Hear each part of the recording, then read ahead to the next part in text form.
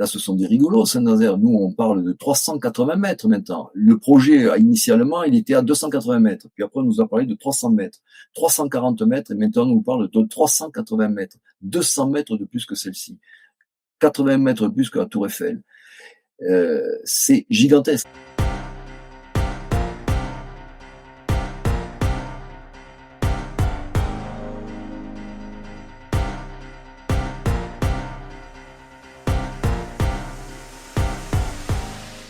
Bienvenue Christian Ponce dans cette partie 2 du scandale des éoliennes.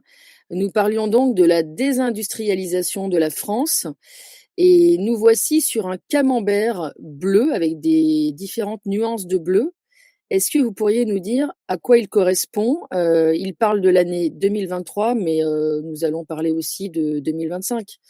Je vous laisse la parole. Bienvenue sur Tribune Libre. Bonjour Stéphanie, bonjour à tous les auditeurs et spectateurs. Oui, alors ce camembert est effectivement un petit peu ancien. J'ai pas trouvé le même pour 2025 parce qu'il n'est pas encore sorti, ni 2024, mais ça change pas grand-chose. Les données restent à peu près dans les mêmes proportions. Pourquoi il est intéressant ce camembert à deux titres? Déjà, on parle de réindustrialisation, on s'aperçoit que la consommation de l'énergie, de l'électricité due à l'énergie est faible, 26%. Un pays comme l'Allemagne, c'est beaucoup plus important, évidemment. Et l'autre point qui est important, c'est de voir la partie résidentielle qui représente un peu moins de 40%, 39%, qui serait plutôt aujourd'hui, je pense, 38%, d'après les chiffres que j'ai cru voir. Cette partie résidentielle est intéressante parce que quand les promoteurs d'un parc éolien parlent, par exemple Saint-Nazaire, ils disent ça représente la consommation de la moitié des résidents de la Loire-Atlantique. Oui, mais quand ils parlent de cette façon-là, ils parlent que de la partie résidentielle de l'électricité. C'est-à-dire que ce sont des résidents qui habitent chez eux, mais ne travaillent pas ni dans le tertiaire, ni dans l'industrie, ni dans le transport, ni dans l'agriculture, parce qu'il manque un petit morceau de l'agriculture là-dessus, sur ce camembert, il n'est pas tout à fait exact. Il y a aussi 4% dû à l'agriculture. Je ne sais pas pourquoi ça apparaît pas sur ce camembert. En fait, quand ils disent que ça s'adresse à 400 000 personnes ou 700 000 personnes suivant les parcs, ce n'est qu'en fait sur 40% de la consommation réelle d'un territoire. Donc c'est encore une fois des chiffres qui sont vrais, mais un peu fallacieux. C'est la façon de montrer les chiffres qui est un petit peu inexacte. Alors, la répartition, on en avait déjà parlé précédemment. Vous pourriez nous faire un rappel sur ces chiffres et ces pourcentages? Oui, je crois qu'il faut souvent faire un rappel là-dessus parce que c'est important de bien voir. En particulier, le camembert, c'est quand même plus parlant. Moi, je me sers souvent de ce camembert et je le mets en relation avec la production à l'instant donné. Ce qu'il est intéressant de voir, c'est la proportion du parc installé par rapport à la proportion de production à un moment où on a besoin d'électricité. Alors, si on regarde la partie rose dans le camembert, donc entre midi et 5 heures, là, la partie rose, c'est le nucléaire. La partie noire, c'est le solaire, c'est l'éolien, pardon. La partie jaune, le solaire. La partie rouge, thermique, gaz, pétrole, fuel, charbon. Et la partie bleue, c'est l'hydraulique. Si on compare les énergies dites renouvelables, c'est-à-dire intermittentes en réalité, c'est-à-dire qu'on fait la somme du camembert noir plus du camembert jaune, on s'aperçoit que c'est quelque chose qui est assez proche du camembert rose du nucléaire. Pas tout à fait. Si vous regardez les chiffres, le nucléaire représente 62 gigas d'installés et le total solaire plus éolien représente 50 gigas. Alors, une autre façon de parler, c'est de ramener ça en réacteur. Les 62 gigas du nucléaire sont produits par 56 réacteurs aujourd'hui, ce qui fait une moyenne par réacteur un peu supérieure à 1 giga, 1 giga 1 à peu près. Et si on fait cette même proportion pour l'éolien, pour les 50 gigas représentés par l'éolien, eh bien ça représente à peu près 47 réacteurs. Donc le nucléaire a 56 réacteurs installés et l'ensemble du solaire plus éolien représente l'équivalent de la puissance d'à peu près 46-47 réacteurs. Je pense que quand on parle en réacteur, c'est plus parlant que parler en giga, en téra, où ce sont pas des unités qui sont très parlantes. Et donc on s'aperçoit donc qu'on a une proportion qui est pas tout à fait identique, mais qui est quand même très proche. Et quand on verra les mêmes camemberts en production, en particulier quand il fait très froid, mais on va s'apercevoir que le camembert rose va augmenter, que le camembert jaune va disparaître, en particulier le matin quand il fait encore nuit, et que le camembert noir de l'éolien, quelquefois, il n'est pas très épais. Et donc, c'est là qu'on peut dire, qu'est-ce qui est utile? Est-ce que c'est utile d'avoir quelque chose qui est très puissant en installation, mais qui ne produit pas quand on en a besoin? Et ça, on va le voir sur les jours de pointe quand on analysera ces chiffres. Mmh. L'éolien en mer, donc ça c'est une préoccupation, c'est une de vos préoccupations principales. Alors, l'évolution de la production d'électricité par filière en France entre 2019 et 2024. On peut rapidement, rappeler comment chaque filière a évolué sur cette période? Alors, les grosses variations que l'on voit sur cette période, c'est en particulier la partie basse, la partie importante, la partie orangée, là, qui montre une chute dans l'année 2022. Si vous vous souvenez, c'était l'année où on a eu le fameux problème de réacteur qui était à l'arrêt à cause de corrosion sous contrainte. Petit historique sur ça, plus de la moitié des réacteurs a dû être révisés. Quelle est la raison de cette révision? Eh bien, c'est qu'en fait, quelques années avant, en particulier sous le mandat de François Hollande, il a été dit que l'on allait abandonner le nucléaire. Et c'est d'ailleurs ce qu'a fait le président actuel dans son premier mandat quand il a fermé Fessenheim. C'était le début de l'abandon du nucléaire tel que l'avaient fait les Allemands il y a une quinzaine d'années. Et donc, quand on a dit à EDF, bon, on va abandonner le parc nucléaire, qu'a fait EDF? Eh bien, c'est un petit peu comme vous, si vous avez une vieille voiture que vous allez mettre à la casse dans 3 mois, vous n'allez pas faire la vidange et changer les pneus aujourd'hui. Donc, qu'est-ce qu'ils ont fait? Mais ils ont fait l'entretien indispensable pour la sécurité, mais tout l'entretien, je dirais, pour la maintenance longue durée a été négligé, voire abandonné, et les équipes ont été supprimées. Et donc, qu'est-ce qui s'est passé? C'est que quand on a dit, ben non, maintenant, on va pas abandonner le nucléaire, on va le maintenir, au contraire, on va le prolonger, mais on s'est retrouvé avec un trou dans la maintenance qu'il a fallu résorber. Et ce trou dans la maintenance, c'est en 22 qu'on a vu l'explosion de ce problème et qui a mis pratiquement 1 an, voire 1 an et demi pour être résolu, puisqu'il a même fallu embaucher des soudeurs, puisqu'on n'avait plus la compétence sur place, on avait perdu cette compétence,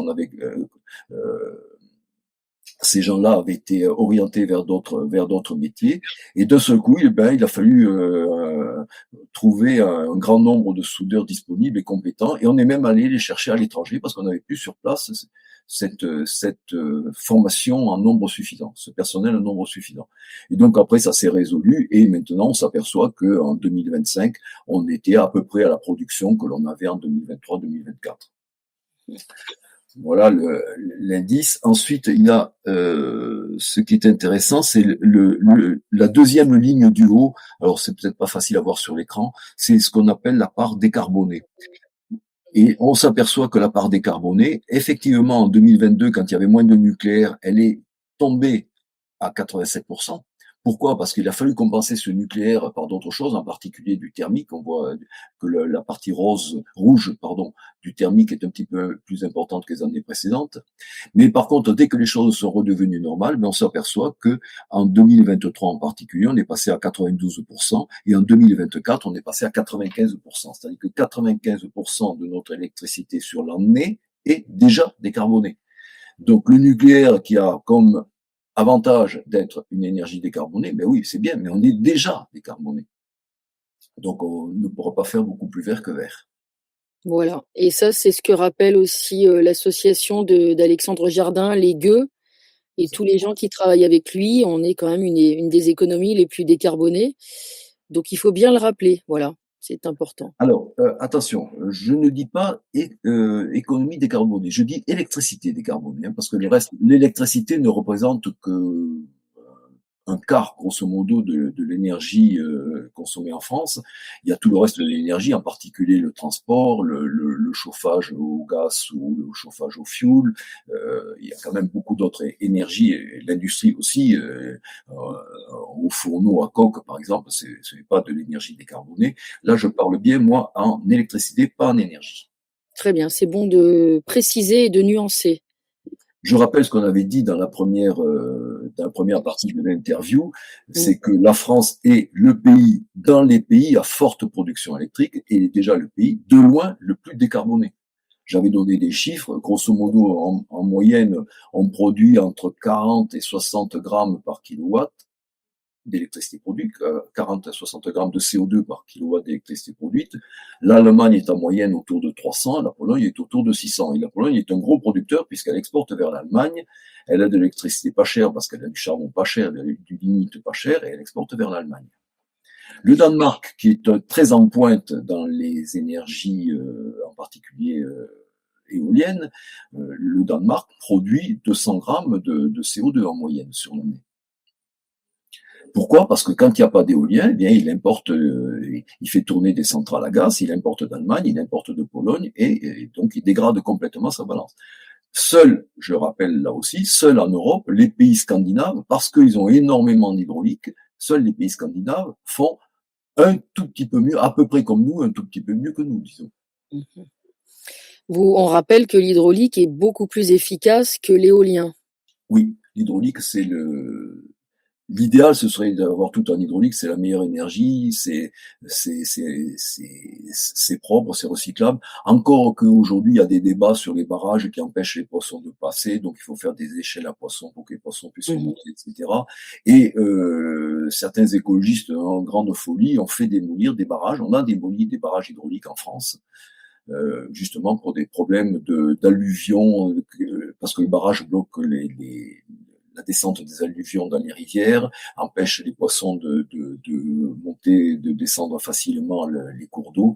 Donc il y a eu des barrages qui ont été démontés en France. Mais effectivement, l'énergie hydraulique est parmi celle qui est la plus intéressante, je dirais, parce qu'effectivement, elle est gratuite. Ce sont des installations qui durent très longtemps. Un barrage, ça dure plus de 100 ans. Je rappelle qu'une éolienne à terre, c'est en moyenne 15-20 ans. Paraît-il qu'en mer, ce sera 30 ans. Ça me paraît miraculeux, mais bon, c'est ce qui est annoncé. Une installation nucléaire, c'est 80 ans. Et là, on est au-delà du siècle. Très bien. Rappelons le pic de consommation de l'année dernière, le 14 janvier à 8h45. L'éolien ne nous a pas beaucoup aidés à ce moment-là, cette heure-là précise. Oui, et oui, à 8h45, eh bien, on voit que le soleil ne s'est pas encore levé, donc le solaire ne produit pas. Et l'éolien, ce jour-là, ben, l'éolien, il est à 3%. 3%. 3% à ce moment-là. Dans la journée, il a un petit peu augmenté en fin d'après-midi. Dans la nuit, il est un tout petit peu supérieur, mais enfin, globalement, il n'a jamais dépassé 5%. Pourquoi? Qu'est-ce qui se passe? Pourquoi? Alors, déjà, ce jour du 14 janvier, c'est un jour de pointe. Mmh. Là, grosso modo, on a une dizaine de journées par an, entre 10 et 15 jours, disons, par an, où la production est un peu critique par rapport à la consommation. C'est-à-dire qu'on est en tension, on met tous les moyens que l'on a en œuvre et on arrive à peu près à l'équilibre avec la consommation ces jours-là. Donc c'est ces jours-là qu'il faut dimensionner un réseau, c'est ces jours-là. Si on arrive à passer ces jours-là, le reste de l'année, on le passera très facilement. Et qu'est-ce qui se passe? Eh bien, c'est que ces jours-là, ces jours qui sont des jours de grand froid, en général, on a un anticyclone. Et un anticyclone, la caractéristique qu'il y a, c'est que sur notre continent, en Europe, l'anticyclone, c'est une absence ou un très faible niveau de vent, et deux, il s'étend sur une grande partie de l'Europe de l'Ouest. Quand on a un anticyclone sur la France, cet anticyclone, il s'arrête pas, c'est pas un nuage de Tchernobyl, il s'arrête pas aux frontières. L'anticyclone, il va couvrir aussi l'Angleterre, il va aussi couvrir le Benelux, l'Allemagne, le Danemark, et même une partie de la Pologne. Et donc, l'argument qui est de dire quand il n'y a pas de vent ici, il y en a ailleurs, c'est pas vrai. On le voit bien sur cet écran-là. Quand on a une période anticyclonique, je mets à part le climat méditerranéen qui, lui, est différent. En général, quand on a un anticyclone sur 3/4 de la France, le climat méditerranéen est encore est différent et lui peut éventuellement produire du vent. Et dans les 3% qu'on a là, c'est très probablement en grande partie les éoliennes du sud de la France qui produisent ces 3%. Donc, quand on a un anticyclone, c'est pas vrai. C'est pas parce qu'en France, on n'a pas de vent qu'en Allemagne, il y en a. Ce n'est pas vrai. Il y en a nulle part. Alors, Camembert. mmh. Le fameux camembert dont je parlais tout à l'heure. Donc, vous avez en proportion sur le camembert de gauche, le parc installé, avec le rose et le jaune plus noir qui sont à peu près équivalents. Et en production, miracle, ce jour de pointe, qu'est-ce qu'on s'aperçoit? Eh bien, on s'aperçoit que heureusement qu'on a le camembert rose qui, lui, a remplacé le camembert jaune et noir qui ont disparu. À savoir le nucléaire. Voilà. Donc là, on voit l'intérêt de ces énergies renouvelables. Quand on en a besoin, elles sont absentes. Là, je crois que ce camembert est la chose la plus parlante qu'il puisse y avoir pour expliquer le problème du renouvelable. Absolument. Et là, c'est une diapo avec des camemberts sur toute l'année, je pense. Hein. Alors, là, Non, non, c'est le 13 décembre. 13 Alors, décembre à ce n'est 17h. pas, alors c'est donc il y a un mois et demi. Hein. Donc là, c'est pas un jour de pointe. Donc on n'est pas dans une situation de tension, on n'est pas dans une situation critique. Mais par contre, dans une situation caricaturale. C'est le soir, il y a plus solaire. Et ce jour-là, toute la journée, il n'y a pas eu de vent de toute la journée. Et on s'aperçoit que ben là, carrément, c'est l'épaisseur du trait, quoi, maintenant, l'éolien. Je crois que ça a été la journée la moins venteuse de l'année. Ce jour-là, à ce moment-là, on s'aperçoit que l'éolien représente 1% de la production. Vous avez le chiffre dans le tableau, 550 mégawatts. 550 mégawatts, il faut toujours le ramener pour avoir des ordres d'idées, des ordres de grandeur, il faut le ramener à une puissance de réacteur nucléaire. 550 mégawatts, c'est inférieur à la moitié de réacteurs nucléaires. Voilà où on en est. Donc, on a l'équivalent en installé de, je disais tout à l'heure, 46-47 réacteurs nucléaires installés en renouvelable. Et à ce moment-là, on a l'équivalent de production d'un demi-réacteur. Voilà l'efficacité du système. Effectivement. Est-ce que ça vaut la peine de défigurer les paysages et la nature, d'abîmer la nature pour si peu d'efficacité, de résultats? Et à quel prix? À quel prix, comme vous dites? Alors, c'est une période qui s'étend du 10 mai 2025 au 11 mai, le lendemain 2025. Que se passe-t-il ces 2 jours, entre ces 2 jours-là? Alors, le mois de mai, il est assez caractéristique chaque année. C'est un mois qui est relativement venteux et où les journées s'allongent pas mal. Il y a du vent, donc ça chasse les nuages et le solaire est efficace. Donc le mois de mai, c'est vraiment un mois pour les énergies intermittentes qui est un mois d'efficacité. Ça produit beaucoup, aussi bien solaire qu'en éolien. Le résultat, c'est que le problème aussi du mois de mai, il faut quand même pas oublier, c'est qu'on a le 1er mai, on a le 8 mai, on a souvent le pont d'Ascension, le lundi de Pentecôte, et c'est un mois où il y a beaucoup de congés qui sont pris parce qu'on fait des ponts. Donc c'est un mois de forte production d'intermittents, mais de très faible consommation. Et donc, si on a des intermittents qui produisent beaucoup, comme ils sont prioritaires sur le réseau, on les fait rentrer sur le réseau, mais comme on n'en a pas besoin, le résultat, c'est que financièrement, le coût de l'électricité s'effondre. Et on a, ces jours-là, des coûts de l'électricité avec des pointes, évidemment, quand le solaire devient très abondant, c'est-à-dire grosso modo entre midi et 2 heures, on a des pointes où on a des prix instantanés sur ce qu'on appelle le marché spot de l'électricité qui descendent jusqu'à moins de 100 euros. Très instantanément, vous avez des tarifs qui descendent à moins 100 euros. C'est comme si on vous donnait de l'argent pour, enfin, EDF donne de l'argent pour qu'on prenne son électricité. Alors, je vous rassure, sur votre facture, c'est pas le cas. Hein. Vous passez pas, on vous donne pas de l'argent pour que vous allumiez votre télévision. C'est pas comme ça que ça marche. Donc, ces prix spot aujourd'hui, ces prix négatifs aujourd'hui deviennent très problématiques. Sur le premier semestre de l'année 2025, on a eu 300 heures d'électricité à prix négatif, ce qui représente 6 à 7% du temps. Et ces prix négatifs, bien, ils sont assez, comment dirais-je, assez difficiles à comprendre. Pourquoi? Si je regarde, par exemple, dans la même période, j'avais regardé une journée, j'avais étudié vers le 20 mai, je crois que c'était. J'avais regardé en instantané d'ailleurs, on peut le regarder sur cet écran. On s'aperçoit que ce jour, au moment de la barre verte, verticale, on s'aperçoit que le cours de l'électricité en Allemagne, le cours instantané d'électricité en Allemagne est à moins 110 euros. En Angleterre, il est à plus 11.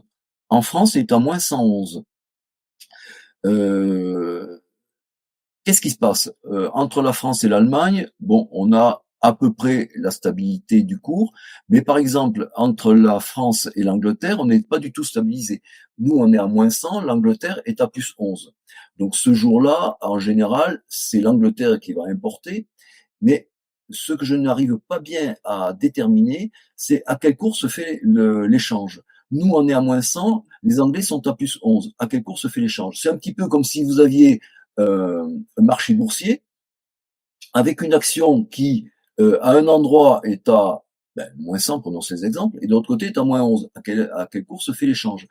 Alors, euh, aujourd'hui, le marché de l'électricité, c'est un marché boursier. Vous avez du trading avec des achats qui sont faits à 6 ans à l'avance, 1 an à l'avance, 1 mois à l'avance, 1 jour à l'avance et 5 minutes à l'avance. Donc, ce sont des opérateurs qui achètent des blocs d'électricité. Ce sont tous ces opérateurs qui vendent de l'électricité, mais qui ne produisent rien. Vous avez 60 opérateurs en France qui vous font des tarifs mirifiques pour vous vendre de l'électricité, mais c'est pas eux qui le produisent. En fait, ils achètent des blocs d'électricité Mmh. jusqu'au 31 décembre de 2025.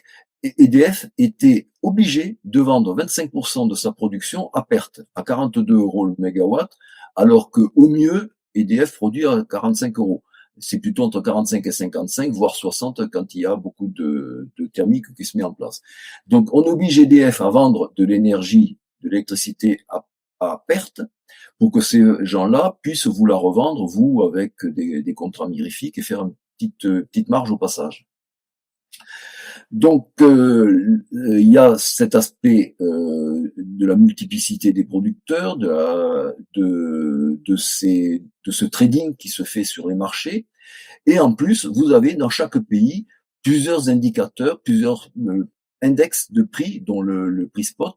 Et alors, j'avais trouvé un jour un petit peu plus intéressant qui était vers la fin du mois, où on avait la France qui était à peu près à zéro, donc Mmh. ni positif ni négatif, les Anglais qui importaient à 40%, et tous les autres pays limitrophes de la France qui exportaient parce qu'eux, ils étaient négatifs. L'Espagne, l'Italie, la Suisse, l'Allemagne et le Benelux, et eux qui étaient grosso modo entre moins 20 et moins 50. Donc nous, on est à zéro. Les Anglais on importe de pays qui sont entre moins 20 et moins 50, et on exporte vers les Anglais qui sont à plus 40. À quel taux se fait l'échange à l'import avec les pays continentaux et à l'export vers l'Angleterre? Je ne sais pas et je n'arrive pas à comprendre comment ça fonctionne. Ah, vous savez pas les méthodes de calcul, en fait? Et je n'arrive pas à trouver comment ça fonctionne. Je regarde, bon, j'ai plusieurs personnes qui sont en train d'essayer de m'aider là-dessus, de chercher, mais pour l'instant, j'ai pas de réponse. Alors, je fais un petit aparté sur les informations qui ont été données tout à fait au début de l'année, quand on a eu un grand cocorico qui a dit, l'an dernier, en 2025, donc, nous avons exporté 20% de notre production, Mmh. c'est-à-dire à peu près l'équivalent j'arrondis un peu, de 90 TWh. Et on a dit, avec ça, on a rentré 5 milliards d'euros de ventes. Bon, très bien, les chiffres sont parfaitement exacts, c'est écrit chez RTE. Mmh. Alors bon, je prends ma calculette, ou je fais ça un peu au pifométrique, 90 TWh, 5 milliards, je fais un petit calcul, 58 euros. 58 euros, je rappelle que le prix de production de l'EDF, c'est globalement entre 45 et 55, et ça peut aller jusqu'à 60. Et ça, c'est le prix de production sans tenir compte des intermittents. Si on regarde l'intermittent par exemple, du parc éolien de Brest, qui est racheté au prix du contrat à 180 euros indexé, avec l'indexation, aujourd'hui, c'est un mégawatt qui est racheté par EDF, par RTE plutôt, à 200 euros. Le parc de Saint-Nazaire, c'est 140 euros. Donc, on rachète d'un côté de l'électricité à 180 euros. Cette électricité déséquilibre le marché en rendant les cours négatifs. Et de l'autre côté, en moyenne sur l'année, on vend à 58 euros. Je pense que là, si vous avez une entreprise que vous achetez à 192 et que vous revendez à 88, à 58, ça va Mmh. pas marcher longtemps. Donc, on est en train de se vanter d'avoir vendu 5 milliards Mmh. d'électricité à perte. C'est ça. réaliste. C'est de l'électricité qu'on a vendue à perte. Nous faisons donc des cadeaux Parlez à comme ça, d'autres. choquant. Qui a intérêt à faire ça? Ah ben aujourd'hui, on va nous dire que il faut être solidaire avec l'Europe, les Allemands ayant besoin de beaucoup d'énergie et en étant en manque d'énergie, ben il faut, par solidarité européenne et par amour du couple franco-allemand, il faut les aider. Il y a peut-être de ça. Mmh. Je sais pas, honnêtement, on est dans un truc, mais c'est ubuesque, quoi. On a de l'électricité qu'on achète hors de prix. Pire, le solaire, les premiers contrats solaires étaient des contrats à 300 euros du mégawatt. Les contrats actuels solaires sont globalement à 200 euros mégawatt. On oublie de le dire, on parle toujours du prix de l'éolien, mais les solaires est très très cher. Mmh. L'éolien a tendance à descendre. Le parc de Bretagne Sud est au contrat à 86 euros. Mais le solaire est à 200 euros. Donc ces énergies déséquilibrent le réseau, provoquent des prix négatifs. On est obligé d'exporter à prix négatif dans ces cas-là, et résultat de l'année, on vend à 58 euros des trucs qu'on achète à 190. C'est de la folie. Donc en cas de surproduction, on est, déficitaire, on est perdant. Alors que Financièrement, ça on devrait est être l'inverse. financièrement perdant. Financièrement, oui, mais ça devrait être l'inverse, logiquement. C'est un truc de fou. Alors, l'année dernière, ou il y a 2 ans, il y a eu une décision qui a été prise pour limiter l'impact, le déséquilibre produit par ces énergies intermittentes. Il a été demandé pour les grands parcs, pas les petits parcs, mais pour les grands parcs, de ne pas produire quand on était en surproduction d'énergie. Ou sous-consommation d'un côté, surproduction de l'autre. On leur a demandé de ne pas produire. Donc effectivement, ils ont dit, OK, il y a très bien, on va pas produire, on met les éoliennes en drapeau, c'est-à-dire que les pales ne tournent pas, on déconnecte les panneaux solaires, mais on a un contrat. On a un contrat. On a un contrat avec un prix de vente qui est garanti. Donc nous, on veut bien ne pas produire, mais il va falloir nous indemniser. Donc effectivement, c'est ce qui se passe. Quand ces parcs sont déconnectés pour ne pas accroître le déséquilibre sur le réseau, eh bien, on les indemnise en leur donnant une part. Mais alors là, il y a un autre petit problème, c'est que cette part-là, on ne sait pas de combien elle est. Il a été demandé à la Commission de régulation de l'énergie, tout à fait officiellement, et elle a répondu par écrit que le prix de compensation, je dirais, quand il y a une perte de production due à une déconnexion de ces énergies-là, c'était quelque chose de confidentiel. C'est-à-dire qu'on ne sait pas si cette énergie est rachetée, cette indemnité est donnée comme si le parc produisait à 100%, 50%, 20%, on ne sait pas. C'est confidentiel. C'est quand même extraordinaire que sur notre argent, parce que c'est quand même l'argent de nos factures qui sert à ça, on ne sait pas dire à combien on indemnise ces gens-là quand on leur demande de ne pas continuer à mettre le bazar sur le réseau. Mystère, cherche à comprendre. Le 26 janvier de l'année dernière à 20h30, l'éolien a été un tout petit peu plus intéressant, peut-on dire. Oui, oui, l'éolien, oui, il était à 26%, voilà. Donc un jour où l'éolien produit beaucoup, le solaire peu, donc ce jour-là, l'éolien est à 26%. C'est ces jours où d'un seul coup, il y a du vent qui se lève et donc il faut injecter sur le réseau ces 26% qui arrivent et qui vont produire, étant prioritaires, qui vont entraîner la diminution de production des autres énergies, en particulier pour nous du nucléaire. Mais le problème, c'est que le nucléaire, c'est une grosse machine qui fonctionne lentement, qui a été conçue pour des faibles variations et lentes surtout. Une centrale nucléaire, alors les plus anciennes sont moins facilement pilotables. Les nouvelles, les dernières construites sont un peu plus facilement pilotables. Mais grosso modo, si on veut se donner un ordre d'idée, la part pilotable d'une centrale nucléaire, c'est entre 80 et 100%. On ne sait pas trop descendre au-dessous de 80%. Après, on l'arrête carrément la tranche. Alors, ces variations, quand les centrales ont été conçues, elles ont été conçues pour être à peu près de l'ordre de 5% à l'heure. C'est-à-dire que, en théorie, pour passer de 100 à 80 ou de 80 à 100, il faudrait 4 heures. Les constructeurs ont dit, fonctionnement normal, rampe de 5%. Bon, exceptionnellement, on peut aller à 10%, mais c'est pas bien, mais on peut le faire.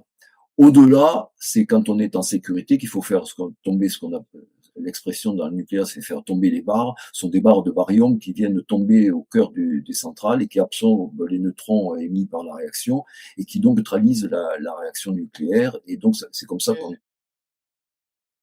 arrête une centrale nucléaire. Voilà. C'est 5%, exceptionnellement 10%. Et donc, aujourd'hui, eh bien, cette exception, elle devient la règle. C'est-à-dire qu'aujourd'hui, on fonctionne à 10%. Mais c'était pas prévu pour être comme ça en permanence. Et ce fonctionnement à 10% provoque des problèmes mécaniques. Pourquoi? Parce que la variation trop rapide de la centrale nucléaire, du réacteur nucléaire, pas de la centrale, du réacteur nucléaire, fait que l'on va avoir des variations de pression, des variations de température qui sont trop brusques. Et ces variations provoquent une usure par fatigue des matériaux. En particulier, les corrosions sous contrainte sont partiellement dues à ces problèmes-là. Donc on fatigue, on use notre parc par des variations excessives. Il n'y a pas que ça. J'avais déjà, je crois, expliqué dans la première partie, on se sert du gaz comme variable d'ajustement le temps que le nucléaire prenne le relais des variations capricieuses du temps. Mmh. Donc en permanence, on a du gaz qui tourne. Je dirais, pour caricaturer, on met les centrales à gaz à 50%, ce qui permet, si de ce coup il y a un appel d'énergie, on a besoin de plus produire d'énergie, on monte de 50 à 100%. Et si d'un seul coup il y a un apport dû à un coup de soleil ou un coup de vent, un excès d'énergie produite, on peut descendre de 50 à 0%. Et ça peut se faire très rapidement. Une centrale à gaz, il lui faut 2 à 3 minutes pour se passer de 0 à 100%, de 100% à 0%. Mais le problème, c'est que le gaz, oui, il coûte cher. Donc, on essaye d'agir au minimum avec ça, mais on n'a pas le choix, on fait avec. Deuxième paramètre sur lequel on peut agir, c'est l'hydraulique. Alors, pas tout l'hydraulique, seulement l'hydraulique d'altitude. L'hydraulique qui est dans des barrages qui servent de réserve et dont on ouvre les vannes quand on a besoin d'électricité. L'hydraulique tel Donzère-Mondragon, qui est un hydraulique sur un fleuve au fil de l'eau, lui, en permanence, ou les hydrauliques du même type qui sont sur le Rhin, c'est de l'hydraulique au fil de l'eau. Eux, on essaie de tirer le maximum d'énergie en permanence en fonction de la quantité d'eau qu'il y a dans le fleuve. Donc les barrages de haute montagne, on s'en sert pour pallier, là aussi, le besoin instantané qu'on peut avoir si de l'éolien ou du solaire s'arrête. C'est-à-dire qu'on ouvre les vannes. Le problème, c'est que les barrages de haute montagne, ils n'ont pas été faits pour ça. Ils ont été faits pour produire les fameux jours de pointe dont je parlais tout à l'heure, les moments où l'énergie est extrêmement chère. Ces barrages, ils ont d'assez grandes capacités hydrauliques, mais c'est complètement négligeable par rapport à une production annuelle. Ce sont des barrages, si on les faisait turbiner à plein débit, on les viderait en quelques semaines pour les grands, peut-être un mois, mais ils sont pas du tout faits pour ça. Eux, ils sont faits pour turbiner à plein régime quand l'énergie est très précieuse, qu'elle est très chère et qu'elle est très rare. Et d'un seul coup, ces barrages-là, alors un barrage, là aussi, c'est un peu comme les turbines à gaz, ça démarre très rapidement. Vous avez un robinet, une vanne qui est en haut du barrage, vous ouvrez la vanne, le temps que l'eau descende de 200, 300, 500 mm, 2000 mètres plus bas, et la turbine se met en marche quasi instantanément. Donc un barrage, on peut le démarrer ou on peut l'arrêter en quelques minutes. C'est très comparable au gaz. Mais ce n'est pas du tout fait pour ça à l'origine. Ces barrages, c'était eux qui produisaient au moment où l'énergie était la plus rare. Et on gaspille de l'eau dans ces barrages pour pallier l'intermittence du solaire et de l'éolien au détriment de la grande valeur ajoutée des jours de pointe, de l'électricité des jours de pointe. Et ça, c'est très mauvais. Et donc, là aussi, on peut, sur certains sites de RTE, on peut regarder le niveau des barrages. Et bien, on s'aperçoit que, en ce moment même, on a des barrages qui sont relativement vidés. Ils sont à 50-60% de leur capacité. Alors qu'on va arriver dans les jours de grand froid. Généralement, c'est entre 15 janvier et 15 février. Et on a déjà la moitié de la capacité des barrages qui a été amputée. Et ça, c'est très grave, ça. Très bien. En somme, on use notre parc nucléaire pour des énergies qui sont très peu efficaces, très peu souples, très dépendantes de conditions météorologiques. Donc finalement, tout ça n'est pas très cohérent ni très futé finalement. On use nos centrales nucléaires et on vit de nos barrages. Mmh. Alors, la vertigineuse intermittence du parc éolien en mer de Saint-Nazaire. Et oui, vous vous battez pour... On n'est pas loin. Voilà, ça c'est un article de presse. Mhm. Et cet article de presse, je suis allé chercher les données. Alors, ce sont les données de, je dirais, de l'inauguration du parc de Saint-Nazaire. C'est les 15 premiers jours où le parc a été mis en service. Donc, premier jour, hop, on voit des pointes, ça monte, ça descend. Et hop, au bout de 2 jours, qu'est-ce qu'on s'aperçoit? On s'aperçoit qu'on tombe quasiment à zéro. Mm. Vous voyez, la pointe tout à fait vers le bas. Et puis, 24 heures plus tard, la même chose. Et puis, 24 heures plus tard, la même chose. Alors, je rappelle que l'éolien, c'est intermittent et en plus, c'est cyclique. Mm. L'éolien, il a des périodes. Et il y a eu des périodes journalières en particulier. Le matin, quand le jour se lève, il y a des phénomènes que chez les météorologues, on appelle les inversions de température, qui font qu'en général, le matin, 2 heures avant le lever du soleil et jusqu'à 1 heure après son lever, eh bien, il y a des vents faibles. Pas toujours nuls, mais quelquefois faibles. Oh, certes, s'il y a une tempête, les vents vont pas faiblir, mais en temps normal, en régime normal, on a des chutes de vent. On en a d'autres des périodes, on a des périodes annuelles avec il y a un déficit de vent très régulièrement à l'automne. Le septembre est septembre-octobre sont une période très peu venteuse. La grande période venteuse, alors c'est assez bien parce que septembre-octobre, c'est pas une période où on a besoin de trop d'électricité.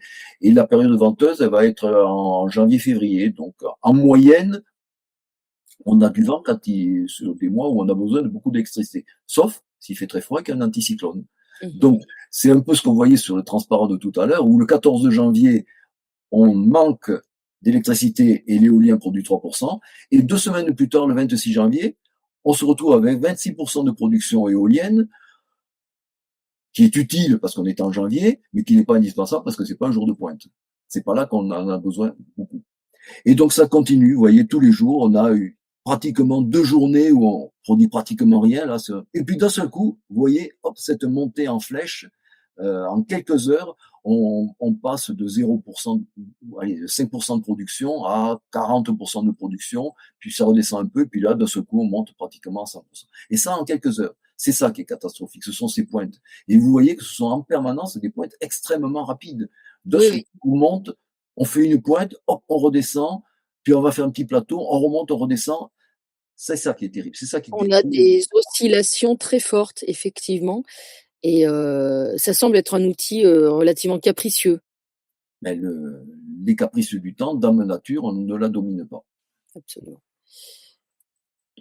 Alors, production trimestrielle d'électricité éolienne au J'ai fil un petit peu du temps anticipé. entre 2020 et 2025. Oui. Voilà. Donc ce sont 5 années qui sont mises en parallèle. Donc j'ai un petit peu anticipé, c'est ce que je disais juste précédemment. Mm, mm. On voit le trou du mois de septembre, là, le point bas de chacune de ces courbes, et on s'aperçoit que chaque année c'est la même chose. Vous voyez, vous avez vraiment la périodicité, le trou en septembre, puis ça remonte et globalement on a le sommet en fin de quatrième trimestre, c'est-à-dire que pour Noël on a beaucoup de vent et ça redescend un petit peu en janvier. Et vous voyez bien cette périodicité, elle est annuelle. Comme je parlais de la périodicité journalière, vous avez une périodicité annuelle. Mais d'une année sur l'autre, les quantités de vent sont variables. Vous avez des années venteuses, des années moins venteuses. Et en particulier, je crois que c'est 2024 qui a été une année très faiblement venteuse, qui a fait de gros problèmes en Allemagne. Ils ont, je ne sais plus comment, le terme qu'ils emploient pour ça, mais ils avaient une famine de vent. C'était plus ou moins la traduction Mhm. de ce qu'ils ont appelé, je ne sais plus comment en allemand, une famine de vent où cette année-là, globalement, tout au long de l'année, il y a eu un déficit moyen de vent. Mhm. Je vais essayer de trouver la traduction. Je suis pas sûre que ce soit fidèle et il Bon, faut la traduire. oui, bon, Windhunger. voilà. Windhunger, c'est très. Voilà, c'était l'expression qu'ils ont employée, c'est eux qui ont inventé ce terme-là. Ils se sont aperçus qu'ils ont eu une année très catastrophique pour eux, parce que n'ayant plus de nucléaire, et étant basés sur la priorité de l'éolien et du solaire, eh bien, il a fallu qu'ils remettent en service encore plus de centrales au charbon, de centrales au gaz et de centrales au lignite que ceux qui faisaient. Alors, il y a 15 jours, les Allemands ont décidé d'installer 12 gigawatts supplémentaires de centrales thermiques. Ils y reviennent. Là, ils n'ont pas le choix. Mmh. Ils n'ont pas le choix, ils s'en perçoivent. Ils ne veulent pas être trop dépendants des autres, ça les gêne beaucoup d'avoir une très forte dépendance, et donc ils y reviennent. Alors, un petit aparté là aussi, globalement dans le monde, Mmh. les Chinois sont les plus gros producteurs d'éolien et de solaire. À eux seuls, ils produisent autant que tous les autres réunis. Donc ils font plus de 50%. La part du solaire et de l'éolien augmente partout dans le monde. Mais, quelque chose que l'on ne sait pas, là je ne parle pas en électricité, je parle sur le bilan global de toutes les énergies, la part du non renouvelable, c'est-à-dire du charbon, gaz, pétrole, augmente encore plus vite. Aujourd'hui, on est encore dans une situation où, malgré l'augmentation que l'on veut faire partout, l'accélération de l'éolien, etc., on s'aperçoit que dans le monde entier, nous, on peut faire du zèle, mais les Indiens, les Chinois, l'Indonésie, qui est le premier producteur, je crois que c'est le premier exportateur de charbon, ils continuent à produire de plus en plus de charbon et à consommer de plus en plus de charbon. Et les Chinois, bien qu'étant très impliqués dedans, puisqu'ils représentent plus de 50% de la production mondiale d'intermittents, eh bien, leur augmentation de thermique conventionnelle est encore plus importante que l'augmentation d'intermittents. Et nous, on veut faire du zèle alors qu'on est déjà pratiquement décarboné, en particulier pour l'électricité, je parle, décarboné. Effectivement, et qu'on représente par rapport à la Chine, pas grand-chose, hein, en termes de Nous, on population. représente, par rapport au monde, on est à 0,7% de gaz à effet de serre à l'échelle mondiale. Donc, Mmh. nous, bon, on peut jouer les Goldorak ou les Atlas, mais on ne va pas y arriver quand même. Mmh. On Ce retrouve le graphique monde à nous tout seul. ce graphique, compare, Fécamp, Saint-Nazaire et Saint-Brieuc, et c'est très semblable, hein. On peut dire que ça se ressemble énormément. Vous voulez mettre en exergue le fait que les comportements, de l'éolien, d'une ville à l'autre, sont similaires au même Exactement.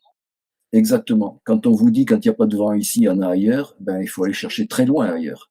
Et moment. l'électricité, certes, ça se transporte, l'électricité, mais il y a quand même des pertes sur les lignes. Qu'est-ce qu'on voit sur ce transparent, sur cette vue? Eh bien, on voit qu'effectivement, si on regarde de loin, tout ça, c'est complètement simultané. En fait, on s'aperçoit, si on regarde dans les détails, que le bleu va arriver un petit peu avant, c'est-à-dire Saint-Nazaire va arriver un petit peu avant. Pourquoi? Parce qu'on a des vents dominants qui sont plutôt sud-ouest, et donc c'est Saint-Nazaire qui va être touché en premier. Mais une heure plus tard, c'est Saint-Brieuc et c'est Fécamp. Donc c'est ce que je disais tout à l'heure, les phénomènes climatiques ne sont pas des phénomènes régionaux, ce ne sont pas des phénomènes nationaux, ce sont des phénomènes continentaux. Mmh. Quand il y a du vent en Bretagne, une heure à Saint-Nazaire, une heure après il y en a à Saint-Brieuc, 2 heures après il y en a à Fécamp, 4 heures après il y en a à Dunkerque, et 6 heures après il y en a en Allemagne. Donc ça, c'est pour cet argument. Cet argument, je pense que beaucoup de gens disent ça parce que, en toute bonne conscience, en disant oui, il n'y a pas de vent ici, il y en a ailleurs. Effectivement, ça paraît intuitif, mais dans les chiffres, ce n'est pas vrai. C'est pas du tout comme ça que ça se passe. C'est euh, c'est beaucoup plus lié. Les parcs éoliens sont tous liés entre eux. Au moins, si on enlève les parcs méditerranéens, tous les parcs du centre, et du nord et de l'ouest de l'Europe sont liés.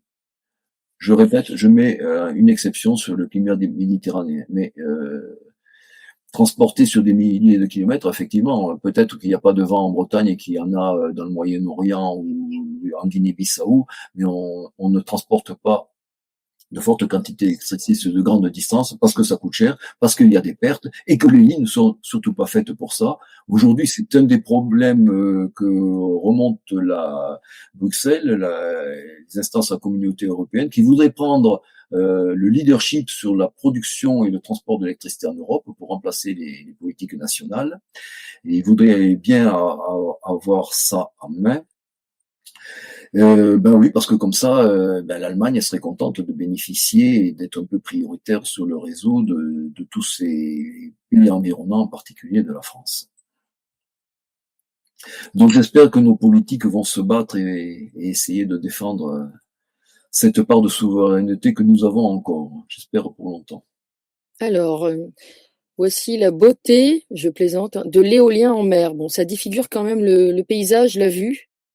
Qu'est-ce que vous en dites? Vous avez des remarques là-dessus d'ailleurs? Oh, juste une petite remarque, là on voit deux éléments de l'éolien en mer. Alors une éolienne fixe, ce sont les éoliennes qui sont aujourd'hui en mer en France. Le parc de Bretagne Sud qui va nous être offert en face de Belle-Île, ce sont des éoliennes flottantes. Donc c'est pas du tout la même technologie. Et à côté de cette éolienne, sur la gauche, on voit ce qu'on appelle la station fixe.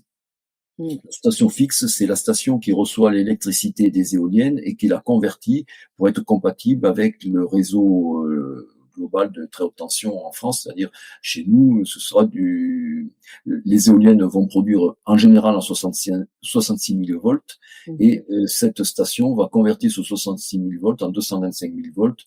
Donc sur la station, vous allez trouver des transformateurs, des appareils de protection style disjoncteur, des sectionneurs pour ouvrir ou fermer la ligne. Éventuellement, dans certains cas, ils mettent ce qu'on appelle des batteries de condensateurs qui permettent de rehausser, d'améliorer la qualité d'électricité en améliorant ce qu'appellent les électriciens le cosinus phi. Je rentre pas dans les détails. Le cosinus phi, c'est le déphasage entre la tension et le courant. En fait, ce déphasage, si les deux sont en phase, c'est un système qui est purement réactif, le rendement électrique est à 100%. Et si vous déphasez le courant par rapport à la tension, vous avez une perte de rendement qui s'appelle le cosinus phi.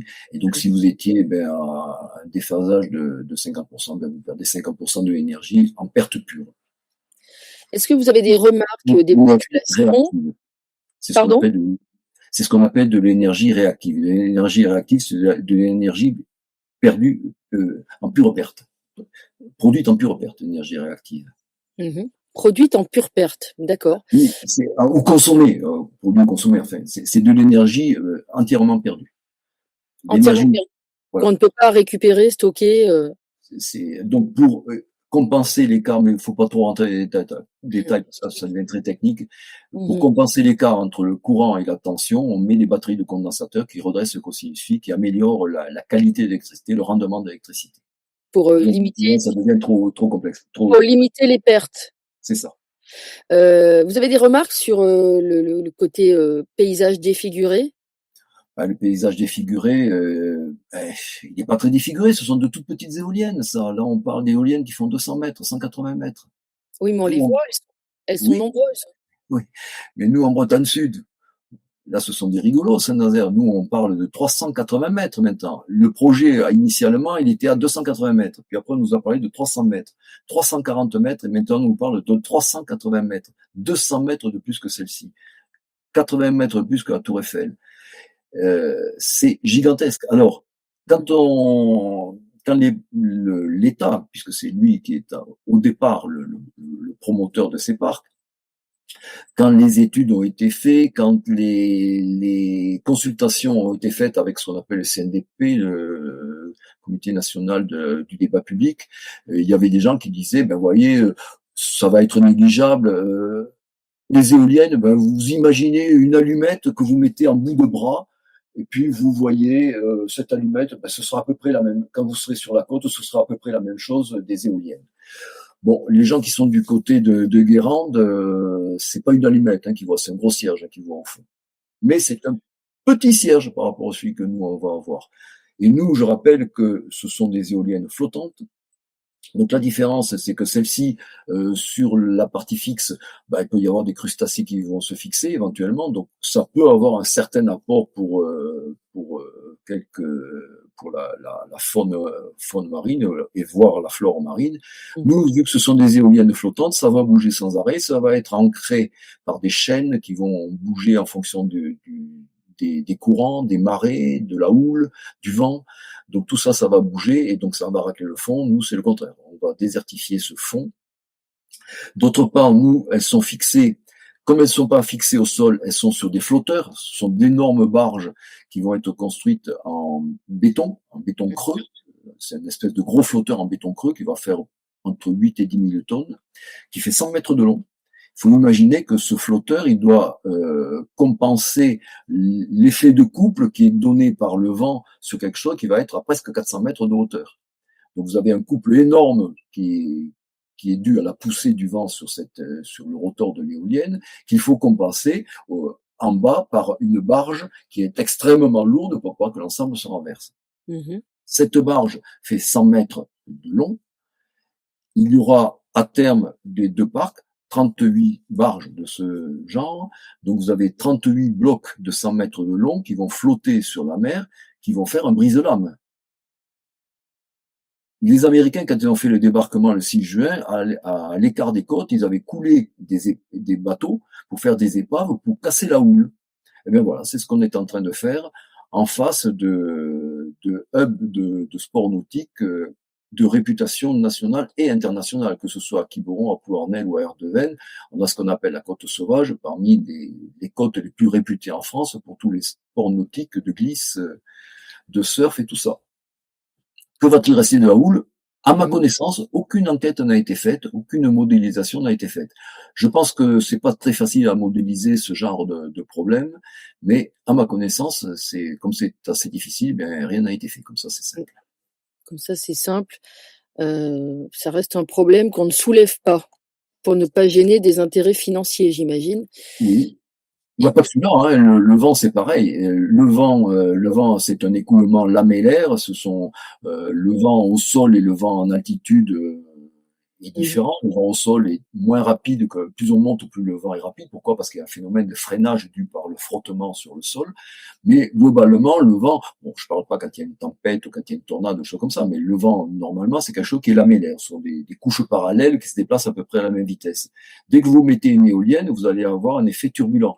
Les pales à l'arrière de l'éolienne provoquent un effet de turbulence sur ce vent. Et sur une petite éolienne à terre de genre de 4 ou 6 mégawatts, on voit la trace de cet écoulement qui devient turbulent au lieu d'être lamellaire jusqu'à 50 km. Je parle de petites éoliennes de 2, 4 ou 6 mégawatts. Là, on parle de 25 mégawatts. Qu'est-ce qui va rester comme vent? L'énergie qui est prise, c'est une énergie qui est prise au détriment du vent. Donc, fatalement, derrière, les mégawatts qui vont être les mégawatts produits électriquement, c'est des mégawatts qui sont enlevés à la force du vent. Mais il n'y a pas que cette force qui est diminuée, il y a aussi la forme du vent qui devient turbulent au lieu d'être lamellaire. Qu'est-ce que ça va donner sur le vent pour les voileux qui sont en aval entre ce parc et la côte? À ma connaissance, là non plus, il n'y a pas eu d'études de fait, en particulier pour ce parc. Donc ce sera la surprise. Donc ça bouleverse complètement l'écosystème régional, on peut dire. Oui, bien sûr. Et la faune et la flore situées autour d'une éolienne flottante, ça peut être dramatique aussi en termes de conséquences.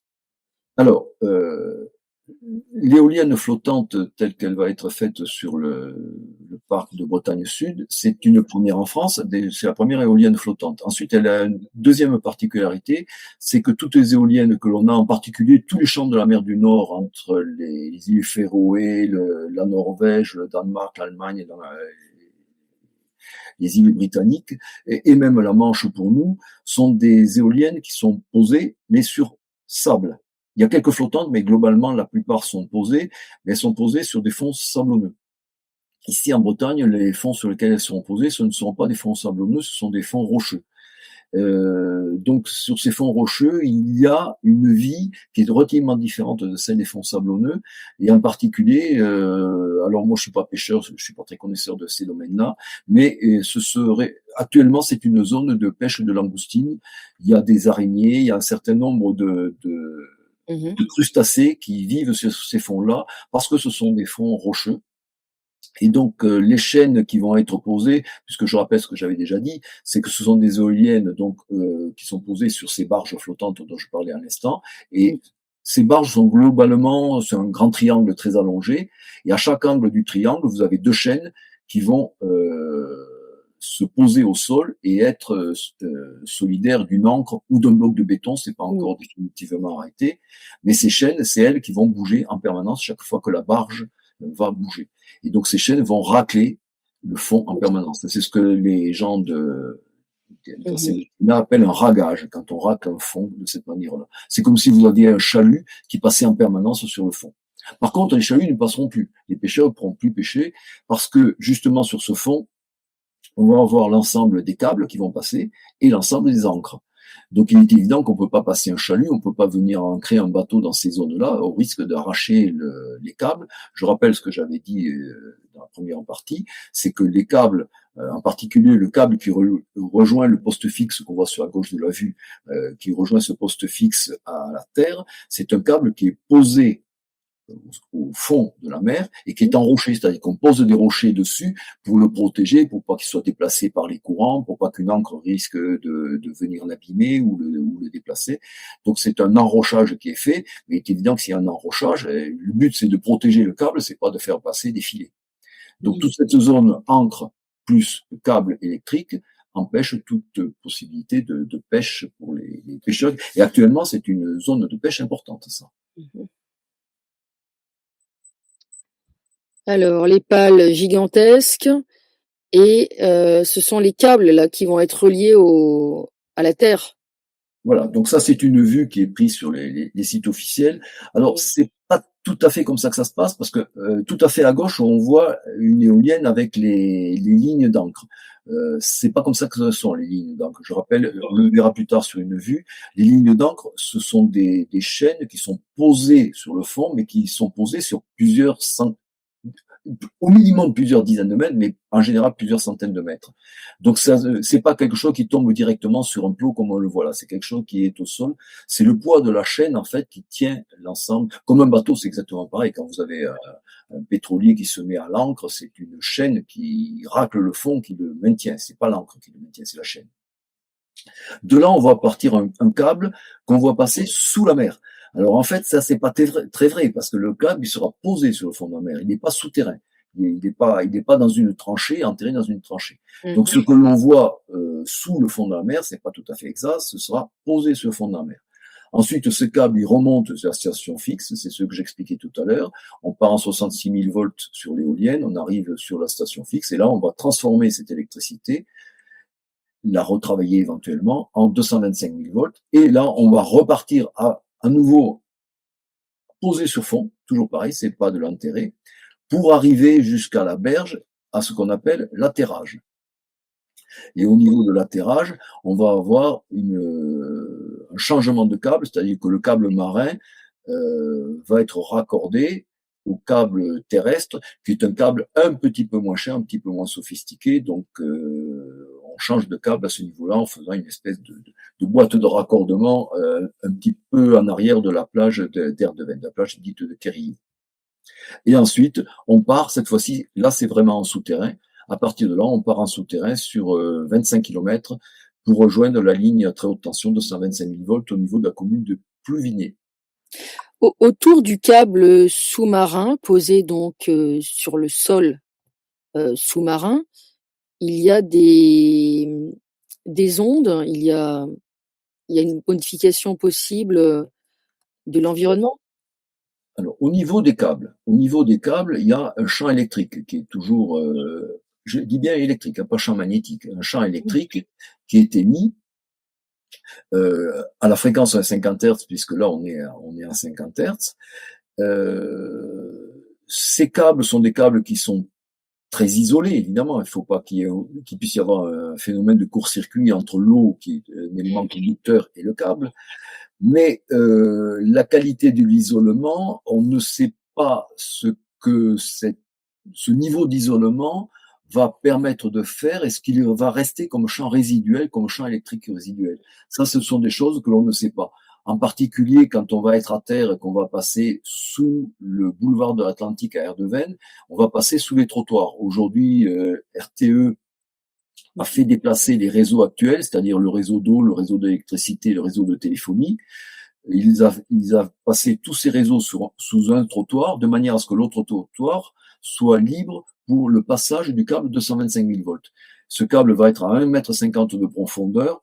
On ne sait pas aujourd'hui, là aussi, je n'ai pas trouvé d'enquête qui dise un câble de ce type-là, fabriqué par je ne sais pas quel constructeur, qui a cette qualité d'isolation donnée et posée à 1,50 m de profondeur, quel sera le champ électrique résiduel qui va être à proximité de ce câble au sol, à 50 cm du sol, à 1 mètre du sol, je ne sais pas. On ne sait pas.